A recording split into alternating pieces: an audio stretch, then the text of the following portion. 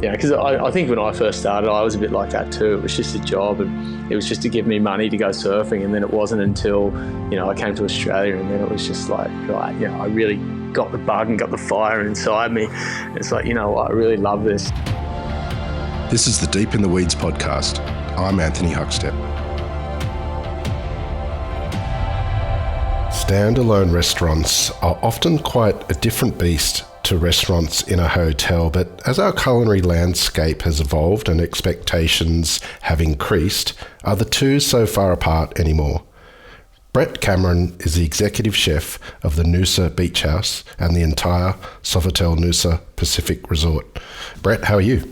Yeah, good, thanks. Good, Huck. Yourself? I'm good. It's good to get you on the show. You're pretty busy with a huge role there in Noosa. How are things going?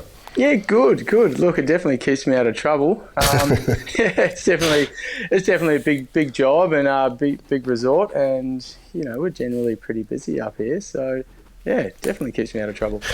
Traditionally, standalone restaurants and restaurants in hotels were considered quite different. You spent a lot of your career at some of the really defining restaurants of the modern era, and now you find yourself as part of Sofitel Noosa Pacific Resort. Is a sort of standalone restaurants and restaurants in hotels quite different still? Yeah, I would say they definitely are, but I think we're trying to treat the restaurant as a restaurant itself. Obviously you have the hotel with so many different outlets operating. Yeah, there's a couple of different kitchens, and they supply lots of different venues and bars and pool bars and everything like that. And then we have the restaurant, which is we're trying to treat it as a standalone beast, I guess, and give it its own identity. Noosa's an amazing place. It's got so much good produce, which I'm only just starting to find all the local producers now. It takes time to find these people and then develop relationships. But you're talking to some of the local guys, and there's so much out there, and I really want to showcase that in the restaurant, as I would have done in other restaurants that I've been in, of days gone by. What's the scale of what you're doing there? Obviously, there is the restaurant Noosa Beach House, but it encompasses so much more your role. Give us a sense of scale. Sense of scale. Well, the resort itself it's 176 rooms. We have a very busy, let's call it, it's called Noosa Beach House Bar, which is actually on the shop front of Hastings Street itself, which is, you kind of call it an upmarket pub, I guess. It's, people go in there to have drinks and snacks, come straight off the beach, pre-dinner drinks as well. It's a good space to sit and watch, and I guess people watch and have a few drinks and catch up with mates. That's a very, very busy venue. Then in behind that we have the restaurant, so Noosa Beach House Restaurant, which can seat up to 140, 150 people. It's a big space. Yeah, we have this beautiful kind of terrace outside as well, where in the warmer months of summer, it's amazing to sit out there. Kind of really nice alfresco dining. Then on top of that, we have a pool bar. So there's a massive pool in the middle of the resort. We have a swim-up pool bar, which, when the weather's nice and warm, it's, as you'd expect, that gets really, really busy. It's flat out all day out there with families, kids, it's an amazing venue. Then we have a Riviera bar, which is kind of like an afternoon, evening sort of kind of higher end spirit sort of driven bar. It's kind of, you really get the sunset. It overlooks the river on the other side of the resort. It's really good for a sundowner. Obviously we have breakfast, hotel breakfast, and then we have a big catering and events kind of banqueting section. So yeah, there's a little bit going on, hey? Yeah. How are you going in the role, managing so many different areas and so many staff as well, to sort of make all of these sort of different facets work? Yeah, look, I'm getting there. It was pretty full on at the start. There was a lot of work to do, and finding the right people. Some people don't like change, so they kind of they move on, and then you got to find new people. But it's just finding the right people that want to be there. I guess my mentality of predominantly being a restaurant chef is, you get in there, you work hard, and you create a culture in there that's you work hard, but you have fun at the same time, and you want people to learn and be excited to come to work. We've got a tough job at the best of days. You still want to have fun while you're in there. So yeah. Resorts are sort of an escape for the general populace when they want to get away and sort of spoil themselves. What's it like as a chef working in a resort? I wouldn't say it's similar to being in one itself. Look, it's kind of funny you say that, because obviously from my career and stuff, you can see I've lived in a couple, not resort towns, but beachside holiday towns before, and Noosa, I guess, is kind of like one of those. So when you're not at work, it kind of feels like you're on holiday. But when you're in there, it just feels like any other normal kitchen. But like, I guess where I'm going with this is, like, the people that come, like 9 times out of 10, they're happy. They're on holiday. They're there having a good time. Like, not everyone's going to be happy, but majority of them are. And I guess our job as being chefs in the hospitality industry and hotel industry is to keep them happy, like making sure they have a good time, because, we want people to come back and enjoy themselves more than once. So, yeah. Well, I want to explore sort of what you're doing there, particularly within the restaurant and the connection that you're making with local producers shortly. But I'm pretty keen to dive back into your career, because you've worked with quite a few people that have been on the show, and I can't wait to hear the stories behind some of those venues and people from your experiences. But where did you grow up, and what sort of role did food play for you? So I grew up in New Zealand, right down the bottom, in a little like semi-rural town called Winton. I lived there till I was 16, and then I moved to Dunedin in New Zealand still, and that's kind of where I met the ocean and fell in love with the ocean and started surfing, and kind of never looked back from there. But back to the food part of it, like, food was around me my whole life. Like, you don't realize at the time, but when you look back, you're like, my parents and my whole extended family, like, we all grew our own vegetables in the backyard, had fruit trees, etc. I might have been known to break some glass in the neighbour's glass house, throwing unripe apples at it. My mum will be like, little bugger right now. But yeah, look, my mother, and I guess my whole family as well, actually, my father and my sister are all very good cooks. My grandfather was a great cook. He used to always say to me, Brett, if I could live my life again, I'd be a chef and travel the world. That didn't really resonate with me at the time. It wasn't until I was like older where that really resonated. But yeah, like my whole family used to go. We used to drive up the road to Central Otago and at the end of summer and get all like the seconds fruits or peaches and nectarines and all that sort of stuff, and come back, and they'd spend like the whole weekend like preserving them and bottling them and stuff. So it was kind of, I look back on that and I think that was really cool to that was just normal for me growing up and having that.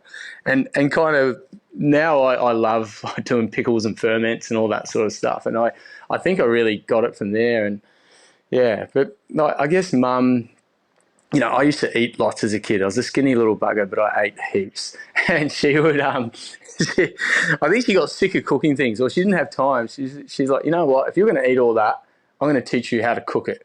So I reckon we must have been like 7 or 8 when I started like baking cakes and squares and those sort of things, and then it just kind of went from there.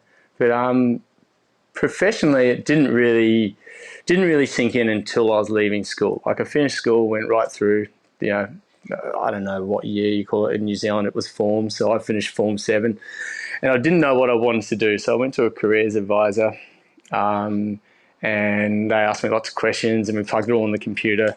The first thing that came out was a surfboard shaper, because obviously I was obsessed with surfing then. I didn't think there was much of a career in that. Second thing was a weatherman. And I'm still to this day obsessed with weather. I'd love to be study meteorology and things like that. I'm really obsessed with it, and I think that's half to do with surfing as well. You become an amateur weather forecaster. And then the third thing was a chef. And I was like, oh, yeah, all right, I could do that. So, yeah, I went to an open day at the Polytech in New Zealand, and yeah, and then I guess I haven't really looked back. What was it like when you first sort of stepped foot in the industry and started working in commercial kitchens? Was it a surprise to you? Not too much of a surprise. Yeah, I guess it kind of was. Like it was, like I was working in like I guess the biggest hotel in Dunedin. You know, I've kind of come full circle, haven't I? I'm back in a hotel now. The Yeah, I guess it was a bit of a shock. It was, it was like long hours. You like, I wouldn't say antisocial because back then I was young and I was pretty social, but you were definitely doing different hours to everyone else. Like I stopped, I used to play rugby, but I stopped playing rugby because you could never go to training or games on Saturdays because you're at work. So that kind of I guess that part of my life finished. But it was definitely an eye opener to a whole different thing, and yeah, look, I loved it. And I think it wasn't until I finished my apprenticeship and came to Australia when I was 21. And that's when I kind of started seeing really good food, and it kind of changed things for me. And I was like, you know what, this is really cool. I'm learning so much, and I just wanted to he's got the bug, I guess, and just wanted to keep learning. Well, take us back to that time in Sydney. What were the really sort of important venues and people that you worked with in that period of time that sort of helped you and guide you on your path? Yeah, in that period of time, I didn't really work at any like crazy, like the best venues. The one I worked at was called Swell in Bronte. Yeah, so that I was down there working for Sandy and her son Robert, and that's all very good friends of mine. And the head chef that was there at the time he's still one of my best mates, Dowd, who I'll shout out to Dowd. He owns Lucky Bow on the Goldie. If you like bowls, get in there. Give him a little plug. And he really took me under his wing and taught me heaps. And then he was like, man, you need to go overseas. You need to get out of here and bugger off to London or Europe or wherever. And that's when I went to London. Like my sister was living over there, and so I went and stayed with her. And then I just had a bee in my bonnet. I wanted to work at one of the better restaurants in London, a Michelin star one. And I went and did that. Worked at the Greenhouse in Mayfair for 2 years, and that was hard. It was hard, but learning, and it's formed some amazing friendships that I'm still really good friends with those guys now. I guess it's like it's like it's like you're in the war and you're in the trenches. You do some really hard times together, and you're learning a lot and having fun at the same time, and you kind of just you get those friendships, you just don't let go of them. What did you take from your time in London? A lot of knowledge.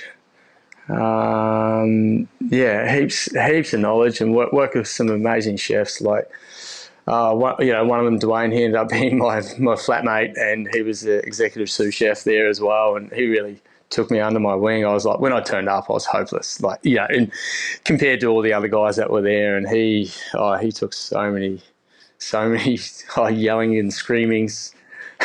he took them because of stuff I did, and I owe him so much for that. But he just I was getting screamed at. I remember like I think it was the first 2 or 3 weeks I was there. There's a big German sous chef. He's a big scary fella named Sebastian, and he was like, "Bret, you are shit, yeah." He's like, "I will break you. I will make you cry." And then he left. 3 months later, he shook my hand. He goes, "Mate, I didn't think you'd last." He goes, "You're gonna." You're very persistent and driven, and you're gonna do really well. So it was just being a sponge over there and taking everything in, learning the whole hierarchy of proper big kitchens, and I hadn't really worked in anything like that before. So it was a real eye opener. What was it like when you came back home? It was interesting. I actually moved back to New Zealand for 6 months and tried to live there, but like the food scene hadn't really taken off. So I actually worked as a roofer with a mate of mine for 3 months. It was actually really fun over a summer period. And then, and then I actually came back to Australia. My friend Dowd, who I talked about before, he was still at Swell. He was going to get married. So he wanted to go on an extended honeymoon, so he reached out to me and said, "Do you want to come and like help me run the place while I'm away?" So I did that, and I think 3 weeks or six weeks turned, well, I'm still over here now, so I haven't really been back. Yeah. Your career is dotted with, some amazing restaurants in Sydney, but also sort of up north, not far from where you are these days. Yeah. But what's been the real sort of important venues and people that you've worked with? Oh, there's definitely a few. I guess, look, I'd have to say Colin Fasnich. He was, working at the Four in Hand at that time was amazing. Obviously, Carla was there as well, Carla Jones, who you've had on the podcast. She's a great friend, and we were doing some really good things. And look, I'd been a head chef before that, and had a hat at a venue. But then I think I went in there as I was like number 3 when I went in, and then Colin and Carla opened 414, and so then I was running the Four in Hand, and I was still learning so much. Like Colin, what he was doing at that time, I feel like he was one of the forefronts of the Sydney food scene, and we were just in this little old pub down in the back streets of Paddington, and it was like that kitchen was like the before I got the reno, it was like the Wild West. I won't go into it too much, but parts of it weren't the flashiest, and we'd have chefs come in and like, wow, that food come from in here, and we're like, yeah, this is it. So it really taught you what you can do with small spaces, and just, there was a real camaraderie in that kitchen. There was probably a high turnover of staff, but there was always a core group of people that were in there. And, and look, we're all still friends to this day, which is kind of good. Like Colin and Jane, if you've been there for an extended period of time, you're like family. So, and that's what I really love about the whole hospo scene. You do develop those relationships where you do feel like family, because pretty much they are. You're with them for 15, 16 hours a day. So yeah, it is like family. Colin's been on the show a few times, and we see his face on the television a lot these days. But do you have any stories of what it's like to work with him? Are we X-rated or? Nah, look, I love working with Colin. He's, some of the stories you can't tell, but yeah, it was fun. I remember going away. I'll go away on holiday for like 2 weeks or whatever back to New Zealand, and I'll be like, Colin, while I'm away, don't fire everyone. I'll come back and I'm like, who are all these guys? And he's like, they're all shit. I fired them all. So, there was that sort of carry on, but. No, look, I like working with Colin. He's very driven. He could be a hard chef at times, but it was only when you did something wrong. The idea of that, you don't muck something up. You don't get in the shit. Combining your love of surfing and food has been a real theme of your career, with the string of venues that have been near the surf and near the sea. Tell us a little bit about that connection that you have, and why so many venues that you've been a big part of. Yeah, look, I guess I love being near the ocean. Look, my partner and I now, Amelia, like we both have a love of the ocean. So it's like wherever we live, we need to be close to it. It just makes us feel good. And for me, like surfing, it keeps me level. Like it's. What would you call it? Like meditation, or it's I don't really do yoga or anything, but it's like my equilibrium that keeps me balanced. If I don't, people that I work with know if I haven't surfed for like 3 weeks, and especially like Amelia, my partner, she's like, you need to go surfing. You're getting grumpy. Like you need to get in the water. You need to do something. So I guess I need to be close to the ocean, and I guess my work is close to the ocean too, and I like being. I've lived in Byron for 2 different occasions. Once I was running Dish, which it's not there anymore, but that was a Hatted restaurant, back in the day. It's a blast from the past. So, that was amazing. I worked there at the start for the Kirkwoods, and then for Ross and Michael, they bought it and ran that one. So that was fun. And then later on was Harvest. So I lived down in Byron, I actually lived in Lennox Head then. But I worked at Harvest, which was up in Newrybar, which is it's 20 minutes away from Byron. So yeah, and I guess working there really, that's really like when I really kind of cemented my ethos, or the whole kind of farm to table thing. And I guess that came back from my childhood as well, like knowing where your food comes from, and getting like in touch with your all the suppliers and producers. I think it's an amazing opportunity that if you get the chance, and I've been lucky enough to have it a few times, to really grab it by the horns and get in there.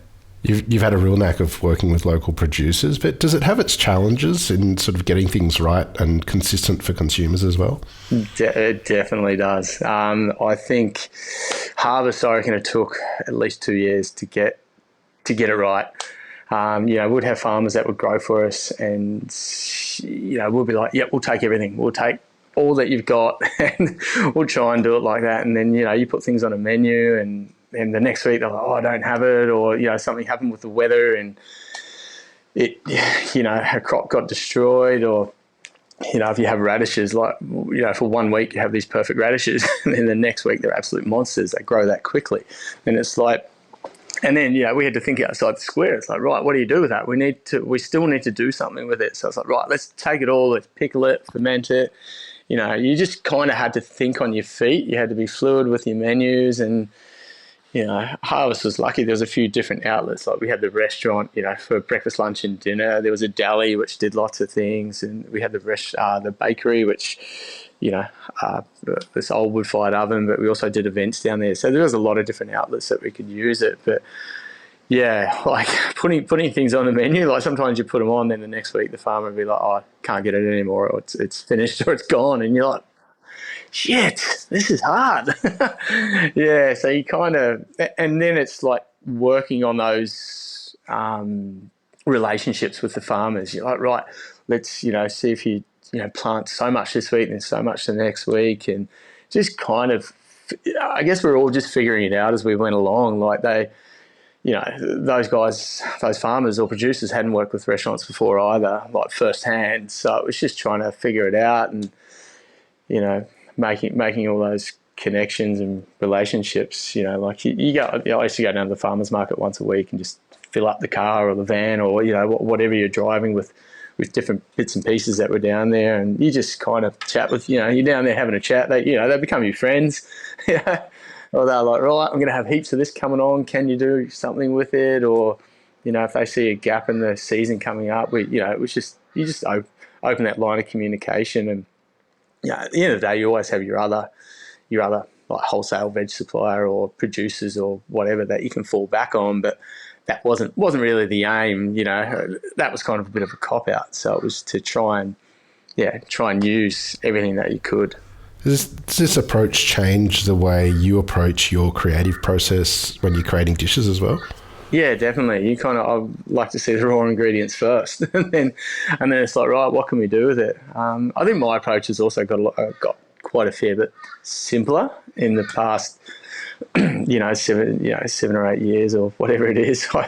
If you've got a good ingredient, I like to let that do the talking and not do too much to it. I've got an obsession with smoke and fire and things like that. That's, I think most chefs do these days, and it's kind of the not cuisine, but something du jour. It's what everyone's doing, but I think it's because we all love it. It brings us back to that primal state of fire and heat, and that's how we originally cook things. I just love it. I think it's great fun. Prior to the role in Noosa, you had a huge operations role with the Three Blue Ducks. Tell us a little bit about that role and what you were doing. That role, so I was group exec chef for the Three Blue Ducks. I started off running a couple of the venues, the Rosebery one in Sydney, and then the Brisbane one as well. And then that after COVID, it just kind of morphed into looking after all the venues and travelling around. And look, I love that job. It wasn't really like a job. Like most of the time, it was like hanging out with your mates. Look, obviously I'm good. Obviously I'm good friends with the owners. But before and after working for them, and it was, there's and we went through, some pretty crazy times in our life while I was working for them, through the whole COVID thing. So it was just like, there's days like we weren't getting paid, but you still went in and rolled up your sleeves and just got it done because it's just kind of what you had to do. It's it was one of those things. But yeah, it was good fun. Like I really loved my time with them, and I can't speak highly enough of working for the Ducks. Like it's hands down the best like culture within a restaurant group that I've ever had, and like my aim is to like have that culture with every workplace I'm in. It was just everyone there believed in what what they were trying to achieve. So it was just it was cool, and they're trying to do good things for the environment, and just everything like that, and everyone bought into it, and it's I think it's how things should go. Like the group has an amazing commitment to sustainability and seasonality. How do you go about sort of juggling that and getting things right? In the background in regards to sustainability and seasonality? Yeah, well, for start, you got to practice what you preach. Like we sat down with all the head chefs and the chef owners and the other, like all the other owners as well, and kind of wrote down this sustainability like commitment. It was like, right, what are we going to do? And and it's like, right, we need to hold ourselves to this. So, and it was like back and forth for a bit. We had a few meetings over it, and we came to I guess a final draft or final letter, and it was like, right, this is what we're doing, and we cannot go away from that. This is what we need to stand beside it. And it was like some of the things were hard, like and it probably affected the bottom line of the business, like definitely, but that was their commitment. They were like, no, we want to do things better for the environment and sustainability and everything. And like one of the biggest things was like cling wrap. I was like, right, we want to get rid of it, but there is certain things that you might need it for. But it was like, okay, how many rolls of cling wrap are you going to go through a year? And we had to write that down, and each chef had to commit to that. And it was, but then would invest in lids for like gastros and lots of different things to take, to kind of minimize that impact. And that was obviously a cost as well for the business. But at the end of the day, that's what they wanted to do, and I'm all for that, and I want to keep pushing that as well. Like in every business or resort or hotel or whatever I work in, I definitely want to keep going down that line. How did the opportunity at the Sofitel Noosa present itself? This could be a semi-long story, this one. So I finished I finished up with the Three Blue Ducks. It was actually about this time last year in August, and my partner and I decided she wasn't enjoying her job, so we decided to go to New Zealand for like 3 to 4 months and just hang out with my family and friends for a bit, because we hadn't really seen them much through COVID, do a bit of skiing and whatnot. And then so we did that. Then we came back, we were coming back, and then we decided to go to LA and Mexico for a month, and thought we'd try and figure things out while we were there. And we had a great time over there. It was amazing. And then we decided we wanted to live somewhere warm. And look, we could have always moved back to Byron Bay because we've been there lots, and on and off we'd lived there together and separately for about 15 years, both my partner and I. So that was like the fallback one. But then we kind of said Noosa. We were like looking at opportunities abroad as well, and like other hotels throughout. Like I had a job interview in Singapore and other different places. And when we got back to Australia, we decided we were in Byron, but we're still figuring it out. We hadn't decided yet. So we're like, right, let's just go up to Noosa and have a look, and actually see if we like it, because we had brought Noosa up as an option. So we came up and we were just kind of cruising around up here, and it was odd. It was the second week of January, and it was really, really busy, as you'd expect over Christmas, and just all these kind of things kept happening. Like we went and parked at like the national park where all the surf is, up in Noosa, and you can drive around. Like since I've driven around for an hour looking for a park and you still don't get one. We drove in and got like pole position. It was like the first park right there. And I was like, wow. okay. And then we went to like the surf club, and the surf club was packed, and we got a seat like right at the front on the deck. And then did the same thing in another surf club. It's like, man, someone's trying to tell us something here. And then I actually had a look and saw the Sofitel were advertising for an executive chef, and I was like, oh yeah, so there is jobs up here. And we'd had lunch. We had like a long lunch one day somewhere, and we were still full. So we're like, we don't really need dinner, but let's just go and immediately suggested we go and have a walk down Hastings Street, and then just go into the Sofitel and have a look and see what it's like.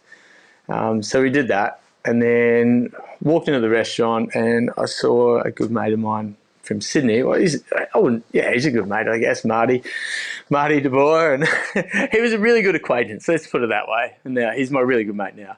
But I saw him working there. I was like, oh, Marty, what are you doing here? I was like, I thought you were in Sydney. He's like, no, I worked here. And then we were chatting away, and then he went away and then came back, and I was like, so what are you doing here? And he's like, I just thought he was a restaurant manager, and he's like, I'm actually head of F&B. And I was like, I applied for a job this morning here. And he's like, well, the interview's with me. Sit down. So we sat down and we had a quick chat. He told me the pros and cons, and then I think the next day I had a meeting with the HR manager, and then the GM came in, and Marty was there as well. And I think the day after that I had the job offer. So yeah, it all just kind of fell into place. It was almost like it was meant to be. Yeah. Do you have any stories of the connections that you've made so far with some of the producers? Yeah, a few. We have a really, really good connection with the Falls Farm up in Mapleton. I knew the Falls Farm for a couple of years. So I reached out to them. We took a group of chefs up there and just had like a big kind of farm tour and walk around the farm, and it was great. I was loving it. I was like, I was kind of in my element. It really reminded me of working with the ducks, and then working at Harvest as well, having the whole, and then just taking the other chefs up there and seeing them get excited was so great, because I don't know, they hadn't really had it before. I was picking carrots out of the ground, like rubbing the dirt off them on the t-shirt, and then just eating them straight away. And they're like, oh, Jesus, this guy's a bloody rabbit or something. And then I was just doing the same now. I was like, eat that. I was like, taste it. I was like, it's so sweet. And, seeing their faces and eyes, just like, holy shit, yeah, that is. That's really amazing. And yeah, it was kind of fun to do that. And then obviously, take that sort of stuff back to the restaurant, and then, put it on the plate. So I think all those guys that had been working there, but before I'd turned up, hadn't really had that opportunity before. So yeah, it was kind of cool to see them get excited for it. Well, I know you've just sort of getting things up and running and getting into the role. What do you love about what you do?